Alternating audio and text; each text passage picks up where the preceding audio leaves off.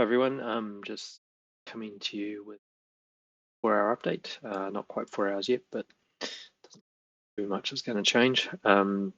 So the total market cap ran into its 5 day support. So that's about the time we started to see a little bit of a upwards momentum across pretty much all risk assets. So for Sol, that was down here, which coincided with its hitting the daily trend as well. So most of the timeframes that opened today, they sort of opened on the trend. So it's sort of the equivalent of the way a doji candle is indecisive. It might mean buying, it might mean selling.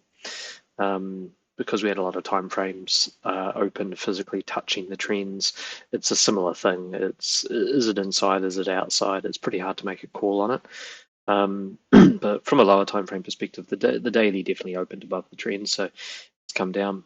It's hit this. The total market cap's found support. Created a very, very low time frame reversal. So you see the engulfment here on a 5 minute. It's come back up. It's hit the break level. The break level's reversed and become an origin level. And then, of course, it's targeted the origin level up here. So it's only a small move at the end of the day from 179 up to 181.9 or thereabouts. Really, the next step is to get a 5 minute candle hard body closed over this origin, and then it can use this this constant level of resistance that runs across here to take the next step. It'd be realistic at this point to assume that they're trying to take some of that liquidity that sort of lives up to 184, maybe 186.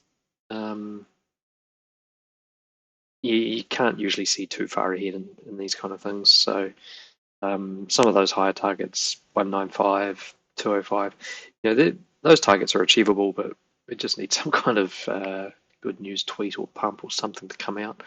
But yeah, from a daily perspective, the daily hold has already been hit. So a bounce of the daily trend, the most likely target for the daily move is up here to 195. The reason that might be a little bit tricky is just because there will be other resistances in play, like the backside of the 3 day trend, which comes in and causes a bit of resistance, or the 2 day hold, which is created up here. So the 1 day trend would want to bounce up here to 195, but the 2 day hold is going to try and stop it. It's a very fresh hold. There's only one candle. So when you get a situation like this, it is quite possible for it to get through there. The other thing is you've got a range trend coming down here on the 2 day, so that's also going to try and stop it. There's a lot of confluence there with getting to maybe 184 point something and then running into some kind of higher time frame resistance. So as far as the longs, if you'd longed the daily trend down at 179, then the idea would be to probably even take a little bit of profit now, just to cover your fees and any kind of stop, just in case it just does not get through this cluster of resistance. And then certainly 184, you'd want to take a little bit off the table and then see how it goes from there, aiming up to 195 or up to 200, just to, if it really does go and wipe out the shorter term shorts that are in place.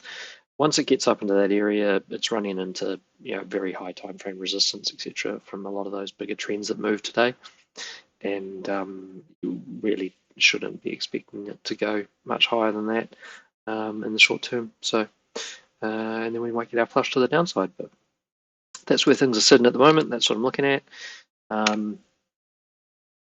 Basically, longs from daily trend, take some off the table here at this resistance, and then look up to the sort of 184 area for your next TP, and if it loses this level down here, it's probably just going to be, that's a great sign it's going lower. Yeah, hopefully everyone's not too bored, because it's always kind of these little board areas here where we just get stuck.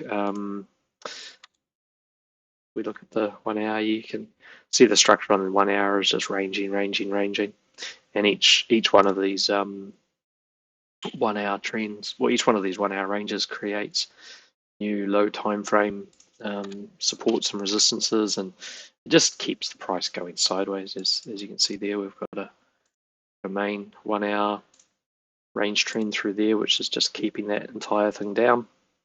And each one of these starts to create some of its own ones, like that one there, which it hasn't lost because it was on the trend. And then you get this one here, which is just underneath there now, and when that closes in 24 minutes, it'll create one similar to that. And depending on where it closes, it could be on the trend, and just again more sort of indecision. So just really going sideways like this, leading up to things like FOMC, not an uncommon occurrence. No one really likes to make choices before news events. So yeah, I'll update you later if anything interesting comes about.